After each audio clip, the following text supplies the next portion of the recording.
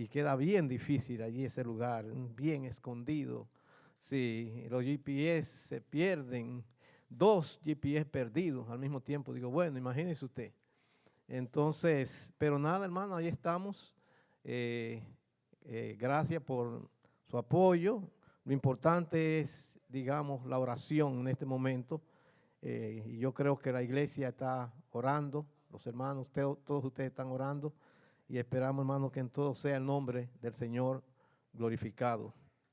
Vamos a leer la palabra del Señor.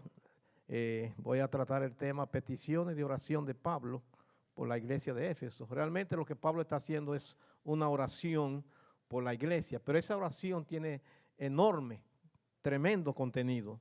Dice Efesios 3, 14 al 21, dice, por esta causa doblo mis rodillas.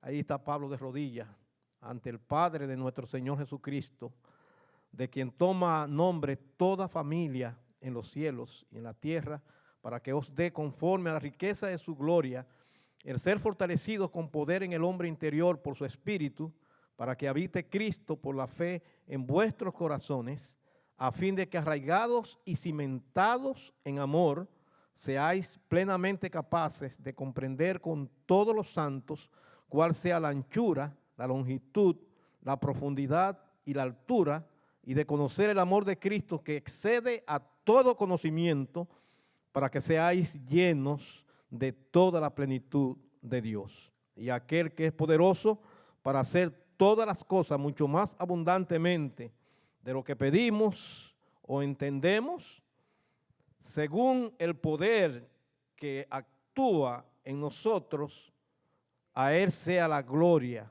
en la iglesia, en Cristo Jesús, por todas las edades, por los siglos de los siglos. Amén. Vamos a orar, hermanos.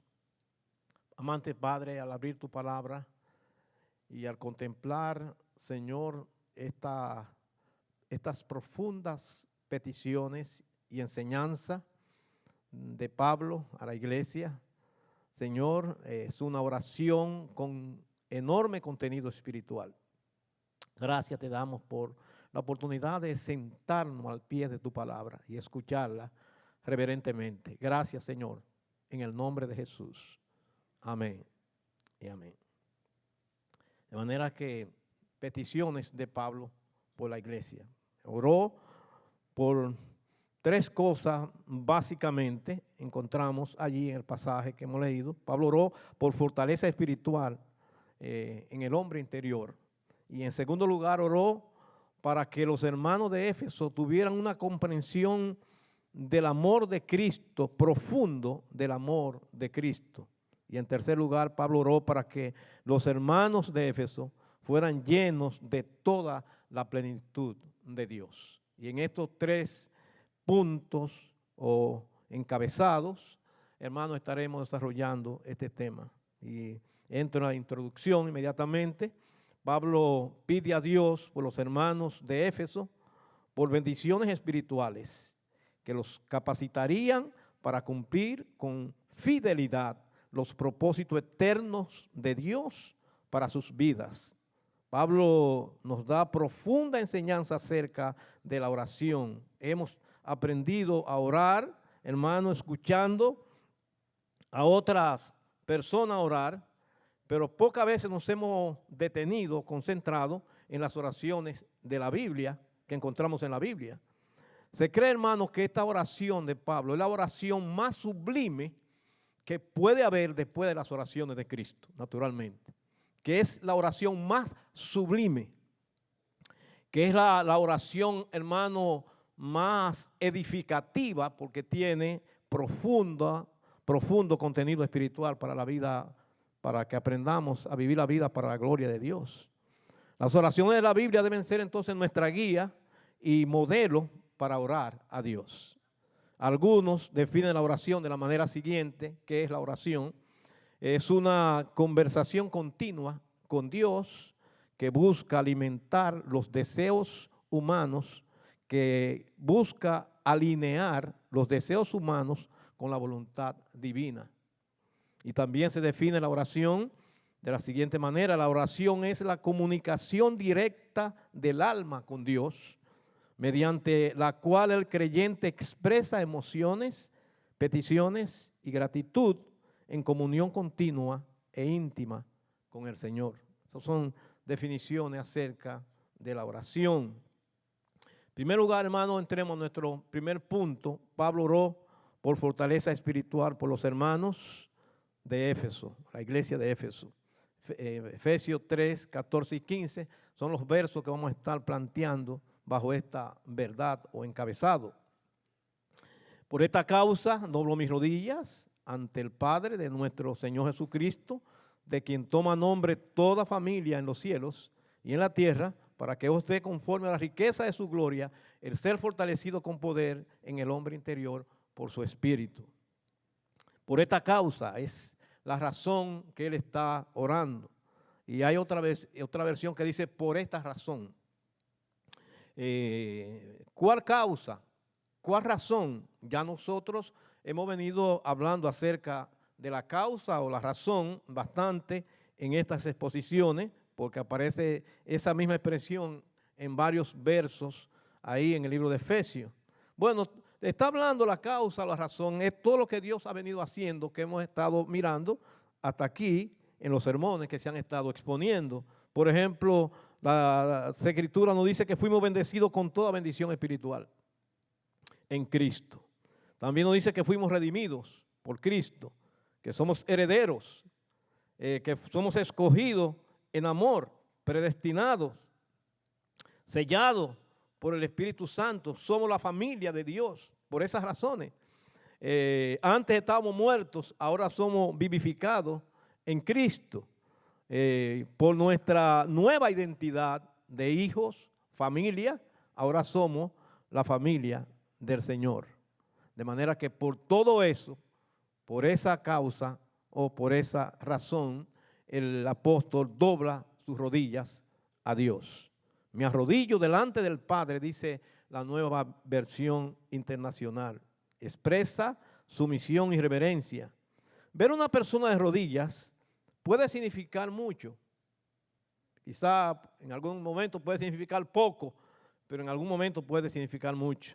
Se ha dicho ya, las batallas se ganan de rodillas. Muchas veces, hermano, cuando usted está pasando por un momento difícil, usted se tira de rodillas y esa actitud es bonita. La Escritura lo ratifica en el Salmo 95, 6. Venid, adoremos y postrémonos, arrodillémonos delante de Jehová nuestro Hacedor. No está diciendo, hermano, que esa es la única manera de orar, arrodillarse, pero es buena, y yo estoy seguro que cada uno de ustedes la ha practicado en algún momento. Pero se puede orar a Dios en cualquier posición, parado, amén, ¿cómo más? Sentado, acostado, también se puede manejando. Lo único que hay que tener cuidado ahí. Acostumbramos siempre a cerrar los ojos, entonces si usted va manejando, usted puede ir orando, pero con los ojos abiertos. No necesariamente tenemos que orar con los ojos cerrados, usted sabía. A veces uno lo hace como para no distraerse de las cosas en detalles que quizá pueden pasar en algún momento y usted es como para concentrarse más, cierre los ojos, pero si va manejando, ore, mantenga sus ojos abiertos. Y el propósito de esa oración que llevó a Pablo a ponerse de rodillas, dice en el 3:16, dice, para que os dé conforme a la riqueza de su gloria, el ser fortalecido con poder en el hombre interior por su espíritu. Y es interesante, hermanos, que estas peticiones están orientadas a la vida espiritual. En ningún momento, por ejemplo, usted va a encontrar que Pablo dice, estoy orando para que tú prosperes a los hermanos económicamente y le dé muchas cosas. No. Esa no fue la razón por la cual él dobló la rodilla. Él está hablando de doblo mis rodillas, hermano, para que esos creyentes sean fortalecidos con poder en el hombre interior. Y hay otra versión que lo dice de la manera siguiente. Dice, por la inmensa riqueza de su gloria, pido a Dios que por medio de su Espíritu los haga cristianos fuertes. Los haga cristianos fuertes. Esa es la razón. Él está orando para que estos hermanos que han creído en Cristo, mantengan una fortaleza espiritual. Y ahora, digamos, dar traste, si pudiéramos decir así, porque las necesidades más urgentes son las necesidades internas. ¿Lo creemos, hermano? Cuando usted ve a una gente que está pasando por una crisis, no quiere hablar, no quiere comer, algo está pasando internamente. Y quizá algunas personas no pueden hablar del problema, porque hay problemas que se pueden hablar y hay otros que no se pueden hablar. Y la gente entonces tiene que, digamos, quedarse calladito. Hemos compartido un pensamiento muy viejo que dice que compartiendo las penas se alivian las cargas. Y yo diría, hermano, que es saludable uno tener un compañero de oración, una persona de confianza, con quien usted pueda orar en un momento de crisis internamente, que usted pueda decir, mira, hermana, ora por mí, estoy pasando por un momento difícil. Es saludable tener, digamos, amigos de oración y también con quien uno pueda hablar de algunas necesidades confidenciales.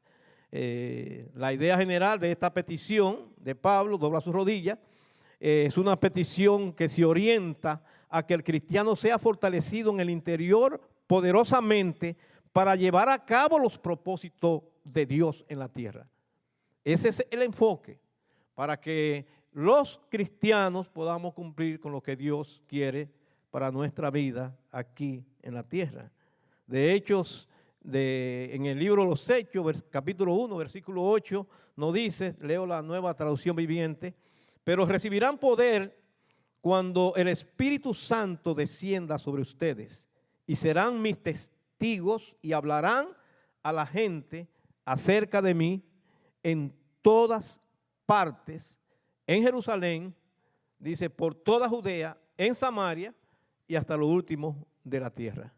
Es la idea por la cual, digamos, el apóstol está orando para que esos creyentes cumplan con ese propósito que vibra en el corazón de Cristo.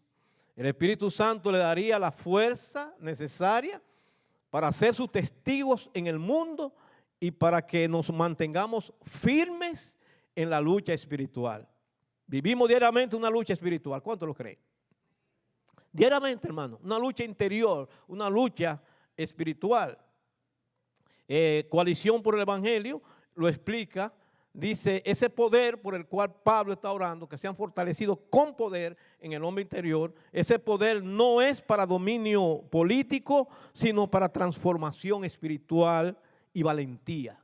Voy a repetir, ese poder no es para dominio político, sino para transformación espiritual y valentía.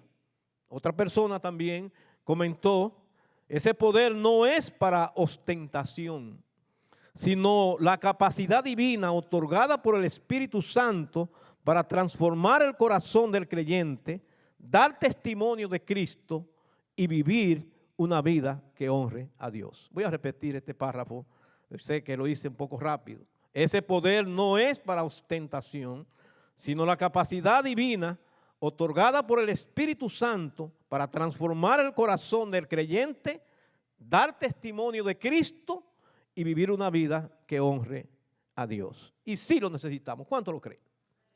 Necesitamos esa fuerza, ese poder interior en la vida cristiana.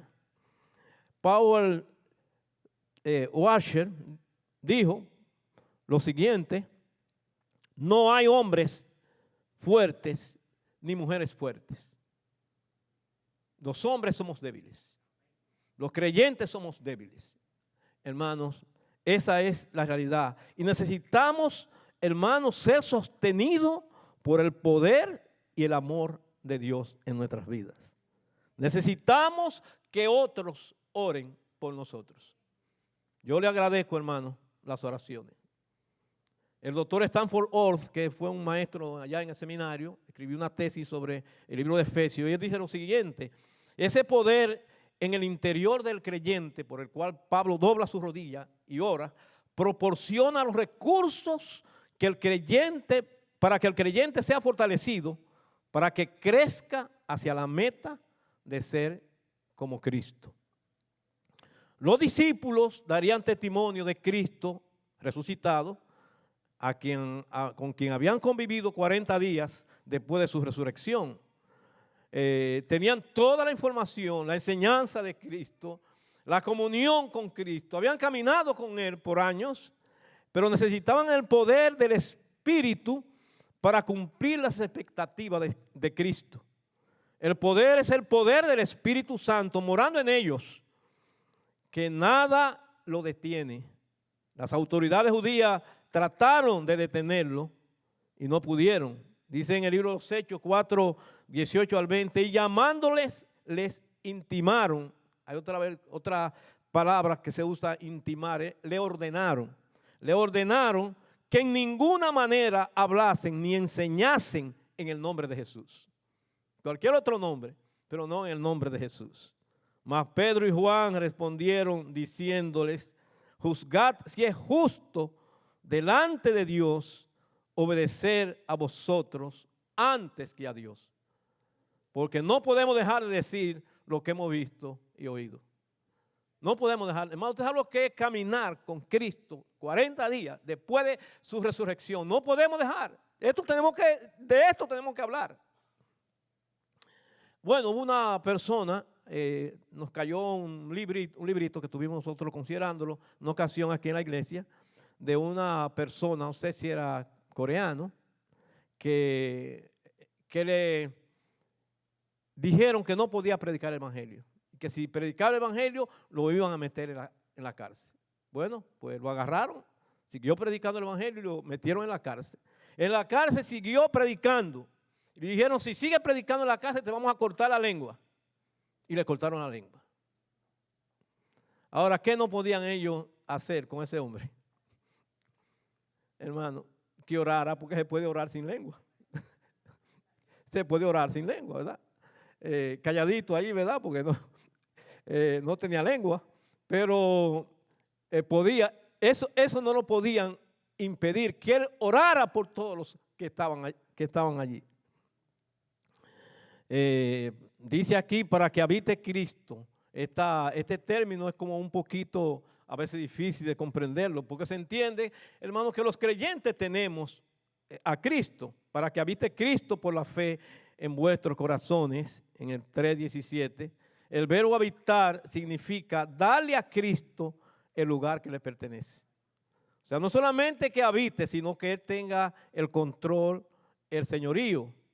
Expresa habitar, que Cristo habite confortablemente en ellos. Jesucristo habita en la vida de cada creyente. La idea es que den a Cristo el lugar que le pertenece, de comunión y señorío. Vivimos una lucha espiritual y solo podemos ser fortalecidos, hermano, en el hombre interior, cuando Cristo ejerce pleno señorío en nuestras vidas. Es dándole a Él, dejándole que Él ejerza ese señorío.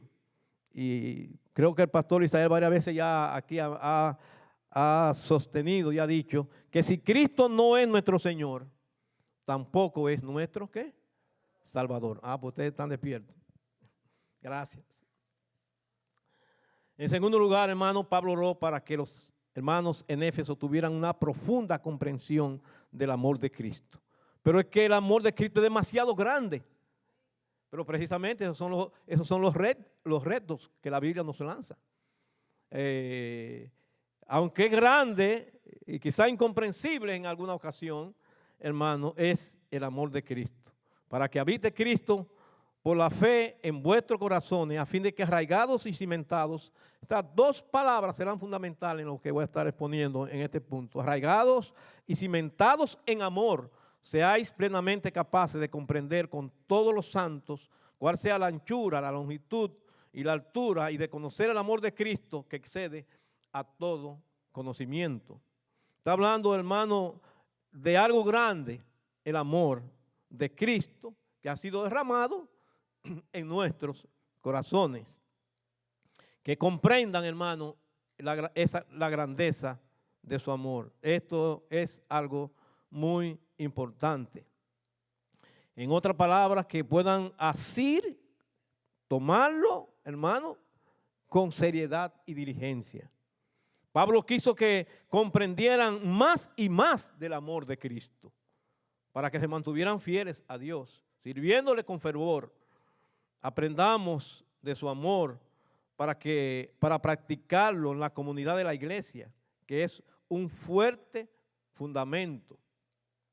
Aunque todo se derrumbe en la vida y el mundo vaya hacia abajo, nosotros podemos decir, yo sé que Dios me ama. ¿Cuánto hablamos en el nombre del Señor? Yo sé que Dios me ama. Cuando un niño está llorando y corre a los brazos de su mamá o de su papá porque le ha pasado algún pequeño incidente, ¿qué entiende el niño? ¿Qué entiende el niño? Que esos son los brazos que lo aman. Y ese abrazo, ese niño que viene desconsolado, llorando, quién sabe lo que ha pasado, pero encuentra que él debe ir a esos brazos de amor. Y crecemos, hermano, en el amor de Cristo. Con todos los santos crecemos en la convivencia de la iglesia. Avanzamos hacia la madurez, hermano, en el fundamento del amor de Cristo y en comunión con todos los santos, no separados. Es peligroso separarse. Oiga bien, es peligroso separarse. La Biblia recomienda, no dejemos de congregarnos como algunos tienen por costumbre. Y voy a leer la versión, la Nueva Traducción Viviente. No dejemos de congregarnos como lo hacen algunos, sino animémonos los unos a los otros, sobre todo ahora que el día de su regreso se acerca. Por ejemplo, en el campo, en la vida animal, los animales, hermanos, hacen una impresión cuando ellos van de cacería. Cuando ellos ven el grupo, es difícil entrarle a un grupo de animales, digamos, corriendo y caminando. Pero si uno se queda atrás, ¿qué miran ellos?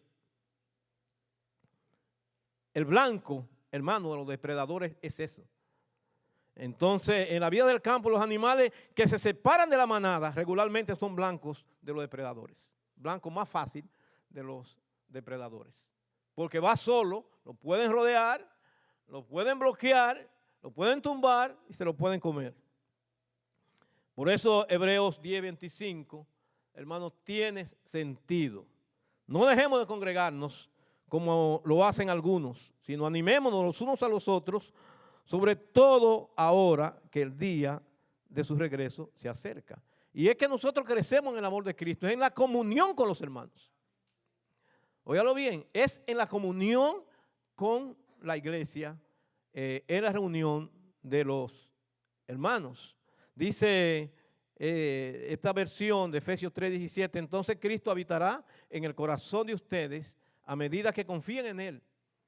Echarán raíces profundas en el amor de Dios, y ellas lo mantendrán fuerte. La manera, hermanos, que el creyente puede mantenerse fuerte, hermanos, es echando mano, arraizándose, profundizando su relación con el Señor en ese amor que no falla. Y fíjese que en Romanos 8:35 al 39, ese pasaje lo sabemos ya, pasaje conocido, pero es importante porque aquí el libro de Romanos nos expresa quién nos separará del amor de Cristo. Esa es la pregunta inicial. ¿Quién? Dígame quién. Piense en eso, en lo que yo me tomo un traguito de agua. ¿Quién nos separará del amor de Cristo? Bueno, vamos a ver. Tribulación, ¿qué dicen ustedes? Angustia y persecución, o hambre, o desnudez, o peligro, o espada. como está escrito, por causa de ti somos muertos todo el tiempo, somos contados como ovejas de matadero. Antes, en todas estas cosas, somos más que vencedores. ¿Por medio de qué? Por medio de aquel que nos amó. Nótese, hermano, nótese el fundamento del amor. Somos vencedores por medio de aquel que nos amó. Por lo cual estoy seguro de que ni la muerte, bueno, la muerte viene, la muerte tiene la cara fea.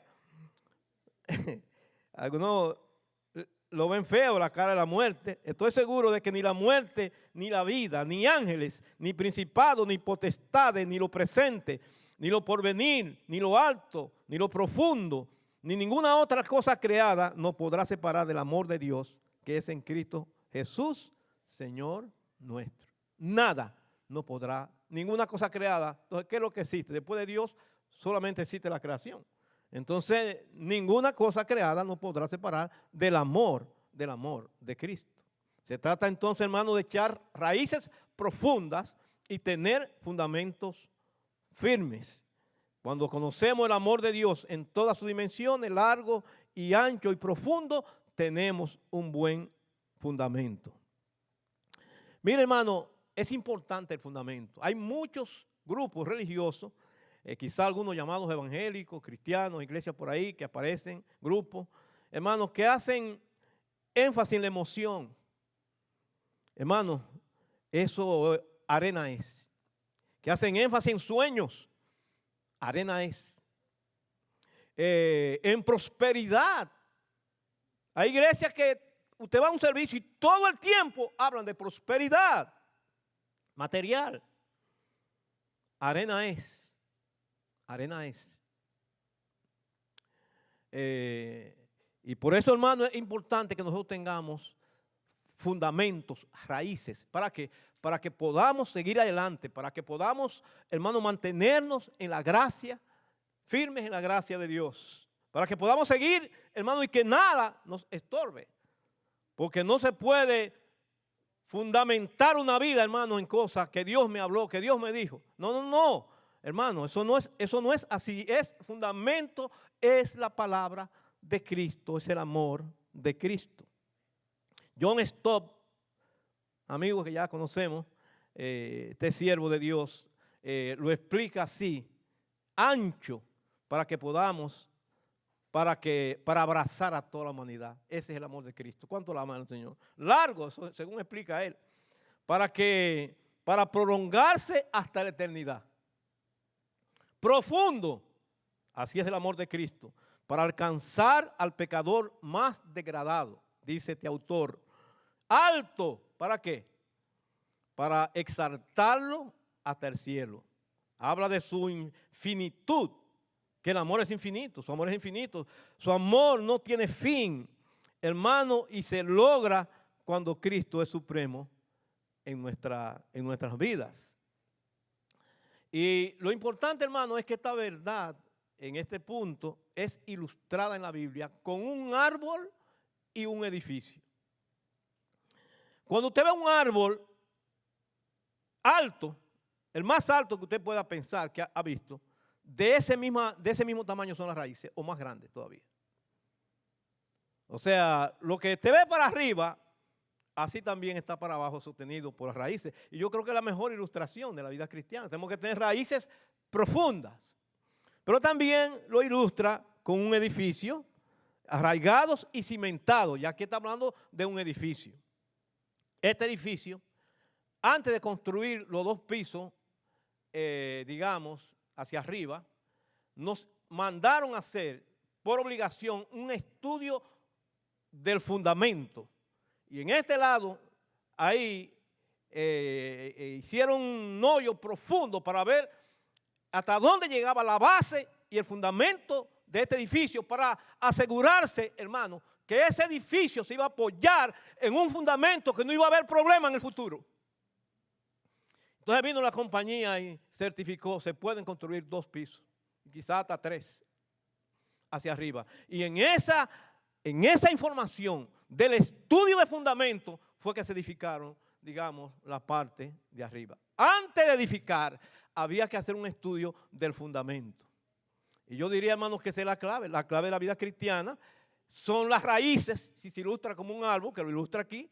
Y la clave de la vida cristiana es como un edificio, tener un fuerte fundamento, hermano, que nada ni nadie nos mueva.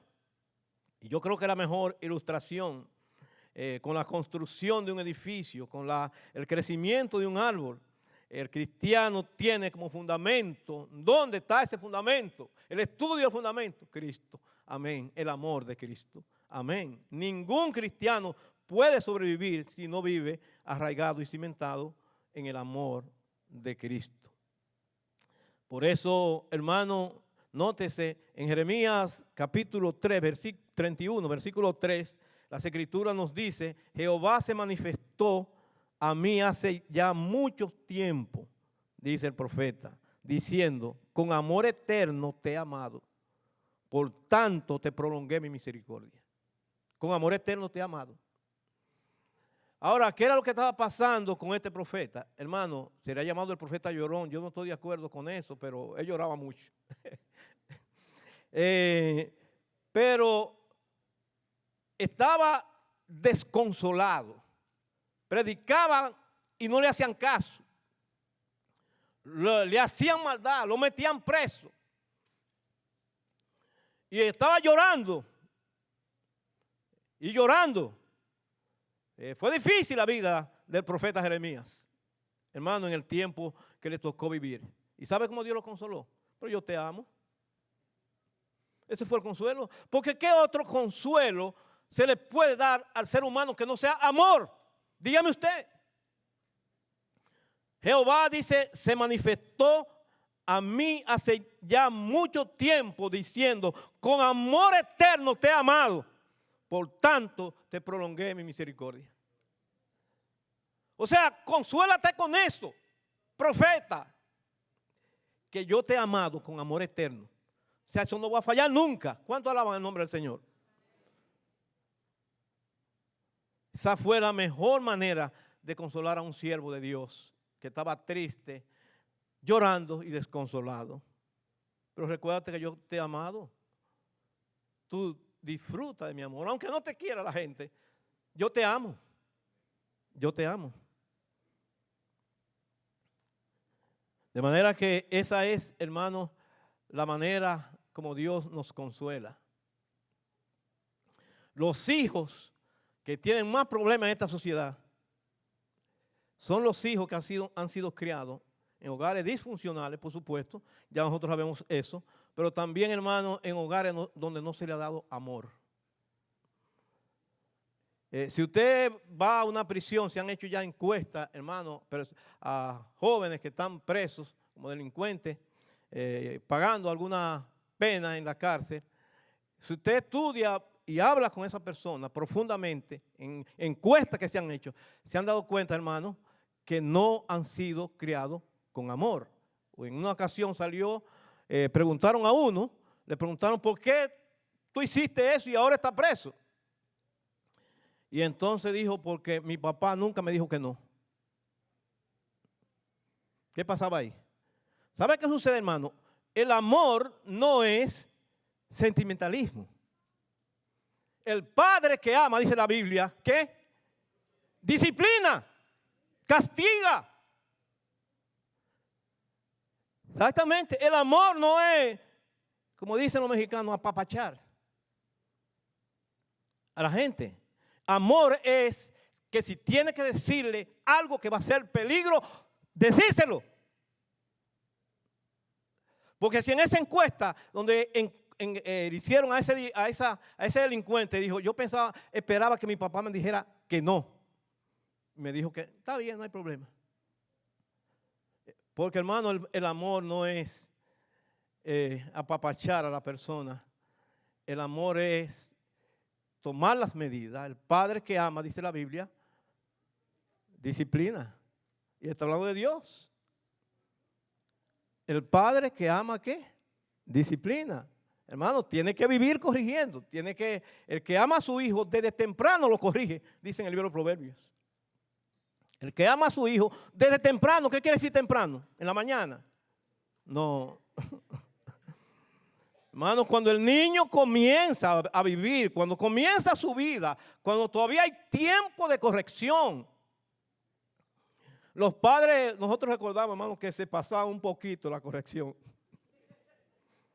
Mi mamá, pues yo era, parece, medio tremendito, pues no quiero decir eso porque ya Lisa ha dicho cosas de él acá. Parece que yo era medio tremendito. Me iba para el río, me iba donde quiera, y mi mamá me esperaba y me pegaba, hermano, con una vara hasta que quedara vara. Se pasaba un poquito, pero aún así uno amaba a sus padres. Pero esa corrección, hermano, no quitó el amor a mi mamá, siempre la amé. Siempre la amé. A pesar de esas correcciones que eran difíciles. El hermano mío era peor que yo. Se iba al río y allá iba mi mamá a buscarlo, porque lo había puesto en un lugar para que aprendiera sastrería. Y pasaba por la sastrería y fulano de está, ya yo sé dónde, yo creo que se fue para el río. El río quedaba cerca, aproximadamente unos 2 kilómetros quizás de la ciudad. Entonces mi mamá salía arrancada para allá y le decía, machómetro, una expresión familiar, machómetro, venga acá. Y entonces ya ustedes saben lo que pasaba ya después de ahí. O sea que cuando la Biblia dice que Dios nos ama y que ese es el fundamento en el que nosotros nos movemos, Dios ha derramado su amor en nuestros corazones, pero no quiere decir, hermano, que Dios va a soportar muchas cosas. Él va a tratar con nuestro carácter, Él va a tratar con nuestra personalidad, Él va a tratar contigo en amor y puede hacer que la varita duela. Puede ser. ¿Qué dicen ustedes? Puede ser que cuando Dios nos disciplina, lo hace con amor, pero puede ser que duela. Puede ser que duela. Aunque yo sé que no lo haría como mi mamá, que mientras que daba vara, ella estaba pegando. Eso era pega y pega y pega. Ella se olvidaba pegando. Y yo gritando y saltando. Porque saltaba como un conejo. Pero hermano, esa vara, esa corrección, perdura, eso perdura para toda la vida. Esa corrección, el padre que ama, ¿qué? Disciplina. Así que si usted ama a su hijo, tiene que corregirlo. Porque está malo, no, eso no. Yo ahora en estos días me tocó corregir al nieto, porque ya estamos en esa etapa. Entonces, que yo quería como pegar, no señor. Y entonces comenzó a llorar y comenzaron a consolarlo. Y entonces él seguía llorando y llorando y decía, él, no hablaba, pero decía, él, o sea, el que me corrigió, en otras palabras, yo estoy llorando porque él, por él, abuelo. No podemos ser nosotros los abuelos, hermanos, apapachadores. Tenemos que ser abuelos que también, lo que está malo, jeje, chiquito. Le dije, no señor, y se puso a llorar. Quería pegar. Y dijo, no señor, eso no. No quiere decir que uno maltrate a un niño. ¿Verdad, hermano? Estamos hablando claro. Aquí, eso no quiere decir maltrato, pero quiere decir que si usted lo ama, hermano, pegarle por la cara. No, ay, muchachito, ay. Y no haga eso, muchachito, que yo qué. No, yo le hablé al hijo, al nieto, yo le puse, no. O sea, y comenzó a llorar y a llorar y seguía llorando, no tenía consuelo y de vez en cuando decía, él, sí, el abuelo que no le pasa paño tibio las cosas que están mal hechas. Así que los que tienen niños pequeños, yo soy también el abuelito de todos estos niños. Así que un día lo voy a corregir por ahí. Damos gracias. ¿Cuánto dan gracias a Dios, hermano? ¿Cuánto dan gracias por el amor de Dios? Es un fundamento, hermano, es una raíz en la cual tenemos que fundamentarnos. En tercer lugar, hermano, Pablo oró para que los hermanos de Éfeso fueran llenos de toda la plenitud de Dios. Vamos a meternos en esta expresión. Y de conocer el amor de Cristo que excede a todo conocimiento para que sea lleno de toda la plenitud de Dios. Es mi deseo que experimenten, dice otra versión, el amor de Cristo, aun cuando es demasiado grande para conocerlo todo. Entonces serán completos con toda la plenitud de la vida y el poder que proviene de Dios. Esa es la plenitud que habla aquí el creyente. Y la Nueva Versión Internacional, en fin, que conozcan ese amor que sobrepasa nuestro conocimiento para que sean llenos de la plenitud de Dios. La grandeza del amor de Cristo, hermano, es un fundamento para un crecimiento espiritual saludable y para alcanzar la plenitud de Cristo. John Stott comenta lo siguiente acerca de la plenitud de Dios. La plenitud de Dios es la abundancia de la gracia que Él nos brinda. Una oración de tal índole, sin duda, anticipa nuestro estado final de perfección en los cielos. Es decir, lleguemos a ser como Cristo. Dios espera que estemos creciendo diariamente hasta que lleguemos al cumplimiento de la oración de Jesús. Y la oración de Jesús es la siguiente en Juan 17, 26, una tremenda oración. Y les he dado a conocer tu nombre, dijo Cristo, y lo daré a conocer aún, para que el amor con que me has amado esté en ellos y yo en ellos. Voy a repetir este texto, hermano, tremendo texto. Juan 17, 26. Y le he dado a conocer tu nombre, orando Cristo, y lo daré a conocer aún, orando al Padre, para que el amor con que me has amado esté en ellos y yo en ellos. ¿Cuánto alaban el nombre del Señor? ¿Qué les parece? Tremendo fundamento. Cristo y su gran amor. Y también John Stott resume estos puntos que hemos tratado, estos encabezados. Dice, hemos visto cómo Pablo ora para que los hermanos de Éfeso reciban la fuerza del Espíritu y conozcan el señorío de Cristo, para que arraiguen sus vidas en amor, para alcanzar el conocimiento del amor de Cristo en todas sus dimensiones hasta la plenitud de Dios. Y alguien comentó, el amor de Dios es incondicional, inagotable y no depende de nuestros errores. No depende de nuestros errores, ni de nuestras debilidades. Mira, hermano, cuando un padre tiene a un hijo, a veces hay debilidades, pero tiene un padre. Hay debilidades, a veces no quieren estudiar, por ejemplo, pero tienen un padre. Y mira, estudia. Y están ahí vigilando. Haz la tarea. Esas son, hermano, las luchas que tienen muchas veces los padres. Mira, recuérdate que tienes que hacer la tarea. Mire lo que pasó, hablando del profeta Jeremías, lo hemos citado ya un par de veces, pero en Jeremías 29, y lo hemos citado también en otras ocasiones, dice, y dije, no me acordaré más de él, de Dios, ni hablaré más en su nombre. Oiga, ¿cómo le llaman eso? Una renuncia ministerial. No obstante, había en mi corazón como un fuego ardiente metido en mis huesos.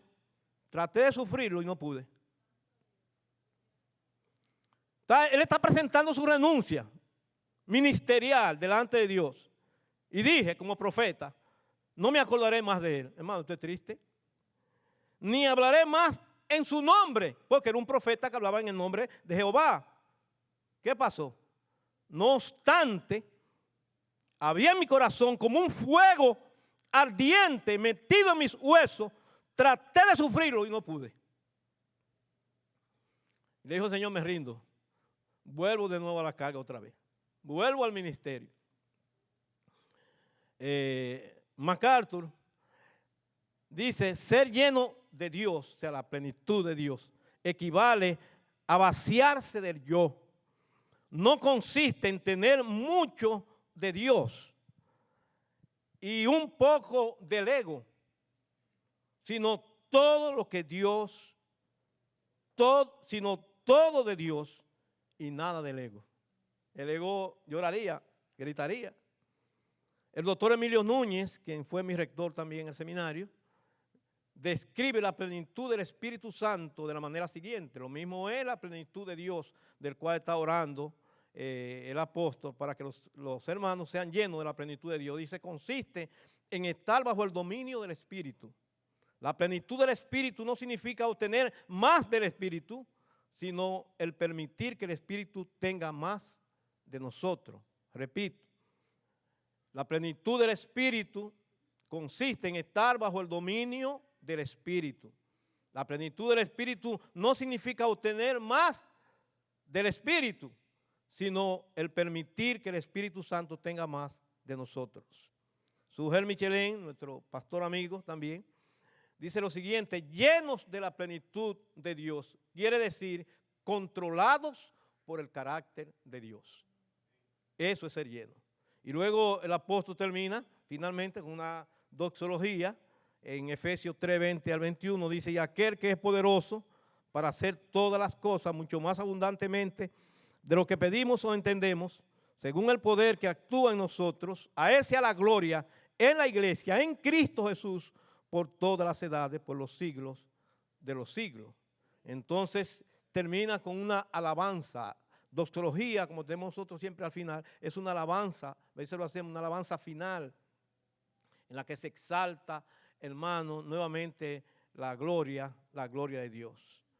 El poder viene de Él, debe ser para Él. A Él sea la gloria en la iglesia, en Cristo Jesús, por todas las edades, por los siglos de los siglos. Amén. Alguien escribió un folleto que se llamó Mi corazón, el hogar de Cristo. Yo no lo he leído ni sé lo que dice el título, pero para que, hermano, nuestro corazón sea el hogar de Cristo, Cristo tiene que tener libertad en ese corazón, tiene que tener señorío y tiene que tener autoridad y supremacía.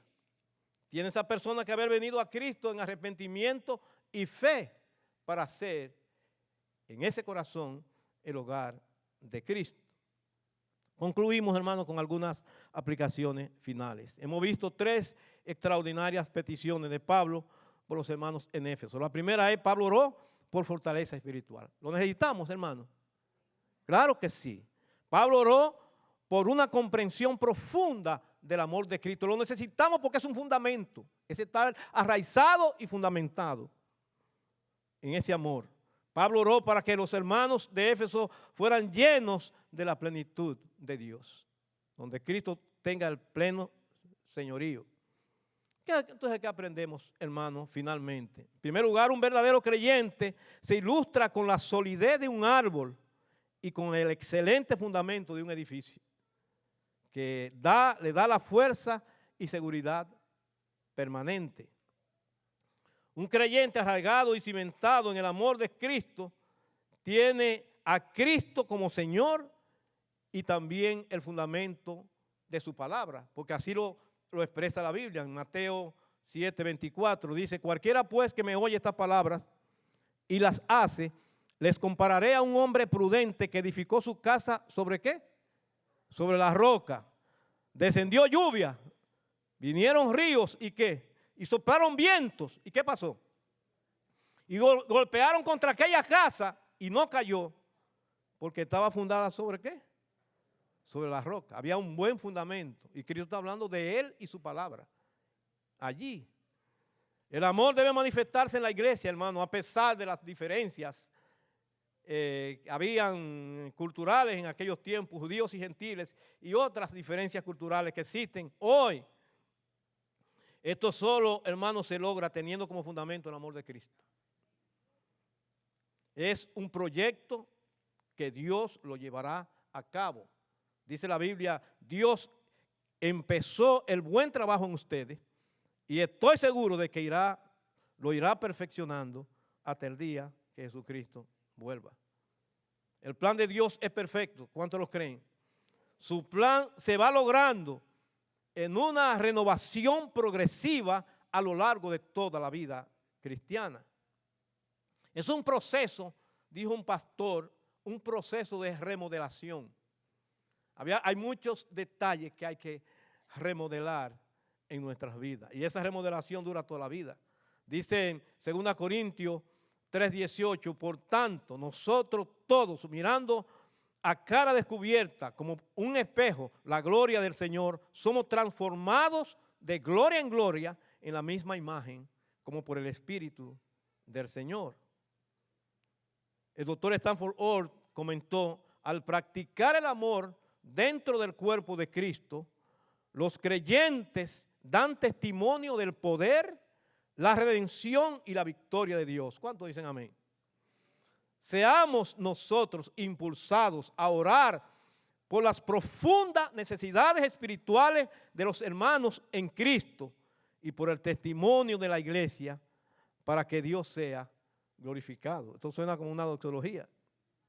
Termino, hermanos, con dos textos de la Biblia. 1 Corintios 13 dice, y ahora permanecen la fe, la esperanza y el amor. ¿Pero qué?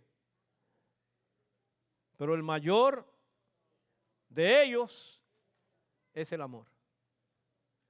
Mire, nótese lo siguiente. Es la fe y la esperanza, cuando lleguemos al cielo, no la vamos a necesitar. Ya se ha realizado. Ya estamos viviendo esa realidad. Pero el amor continúa. El amor continúa por la eternidad. Vivimos en el cielo, tenemos que vivirnos ¿qué? Amando.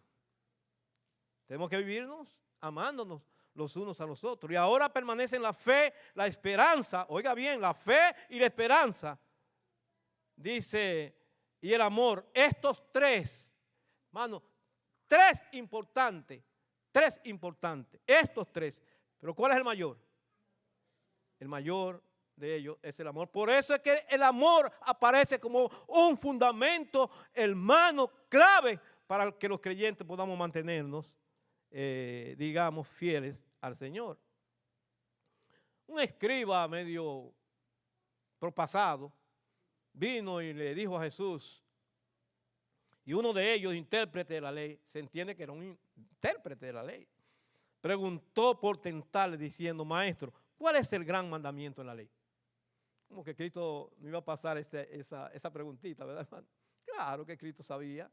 Él dice, Jesús le dijo, amarás al Señor tu Dios con todo tu corazón y con toda tu alma y con toda tu mente. Este es el primero y grande mandamiento. Y el segundo, amarás a tu prójimo como a ti mismo. De estos dos mandamientos depende toda la ley y los profetas. De esos dos mandamientos. A estos dos mandamientos se le llamaba el Shemat hebreo. Shemat quiere decir oír. Oír. Y habla de la integridad del amor que Dios requiere. No es que lo ame. Amarás al Señor tu Dios con todo tu corazón. Tiene que ser así. Amén.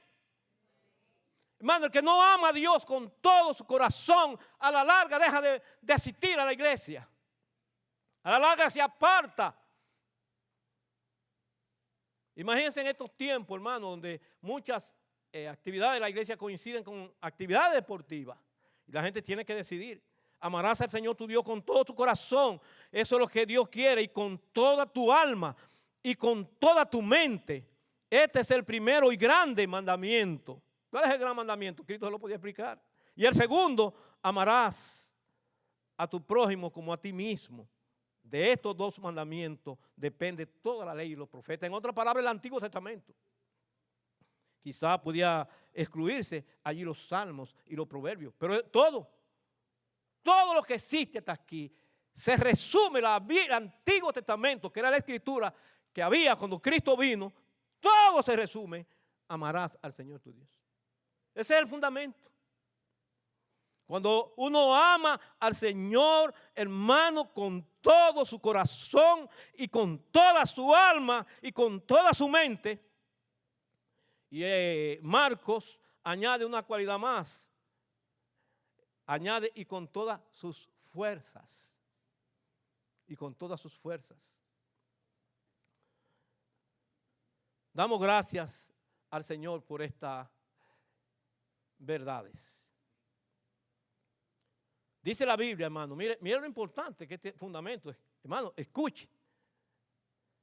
Si alguno dice, yo amo a Dios y aborrece a su hermano, eso está en la Biblia, en 1 Juan 4, 20 y 21, y aborrece a su hermano, es mentiroso. Y el amor de Dios no está en él. Porque hay el mandamiento es el siguiente: el que ama a Dios, ¿qué? Ame también a su hermano.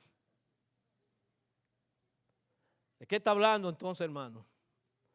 Estamos hablando de un sentimiento interno, una emoción profunda, una decisión de entrega, de afecto, de comprensión, hermano, y mantener la armonía en el pueblo de Dios. De la única manera, hermano, que el pueblo de Dios se puede mantener es que tenga como fundamento el amor de Cristo.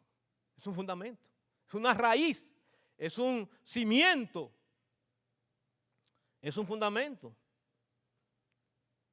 Amar al Señor con todo tu corazón, con todas tus fuerzas, con todo lo que tienes, y a tu prójimo, ¿cómo qué?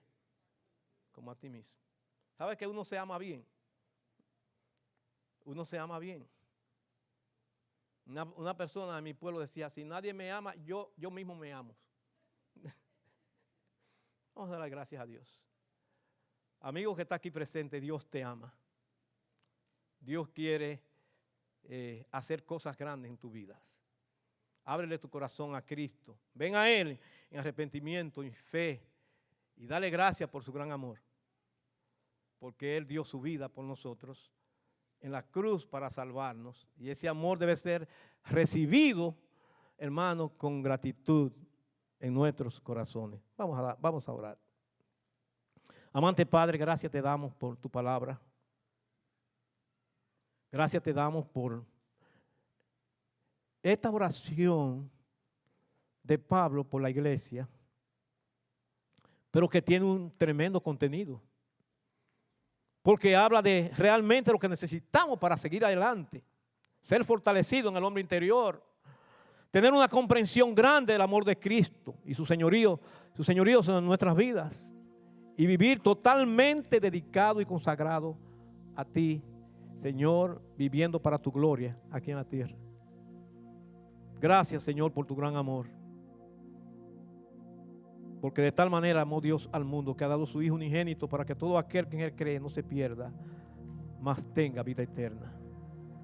Señor, sabemos que tú buscas al hombre con lazos de amor. Lo busca con amor. Y espera que el hombre se rinda en arrepentimiento y fe en tus brazos, en los mejores brazos, en los brazos de Cristo, brazos de amor. Gracias te damos en el nombre de Jesús. Amén.